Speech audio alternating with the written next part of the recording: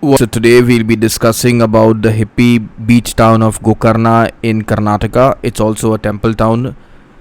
So when it comes to exploring Gokarna in the month of November, what is the weather going to be like? So the daytime temperature will range from anywhere between 25 to 32 degrees, while the night temperature is anywhere between 18 to 22. So the evenings are very pleasant. Just make sure that you get a place which is nice and breezy so that you don't get coughed up into your room. Staying in the temple town has its pros and has its cons. When you're staying in the temple town area, you will have better accommodation options, and also you will have more amenities close to you, like the ATMs, and also more shops and more hotels and restaurants and a lot of other options in terms of shopping. When you're staying at the beach, you get the beach vibe, but the accommodation, if it is good, will be extremely costly. If it is average, it's going to be really dingy. So that's a decision that you need to make as a person, whether where you want to be staying. If you want to stay at the beach, I would recommend staying at Kudli or Om Beach, because these are the only two beaches that have good accommodation.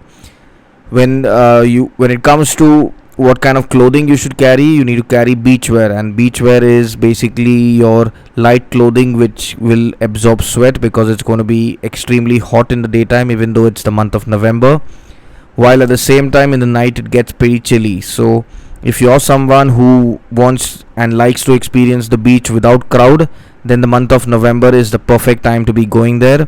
You can also go on the weekends, because it doesn't get a lot of, like, Gokarna won't really get a lot of crowd in November. The tourist season it would be in October during Dasera and during Diwali, and then again in December when it's going to get really crowded. Over and above this, what you can do in the month of November, you can definitely go beach hopping. Om, Kudli, Paradise, Half Moon, all these beaches are easily hike accessible, and you can hike to Half Moon and Paradise. Just make sure that you have good footwear. Water activities are also possible. Banana boats, the jet skis are all active. The temples are also a good visit for those who are religious and want to experience the temple life in Gokarna.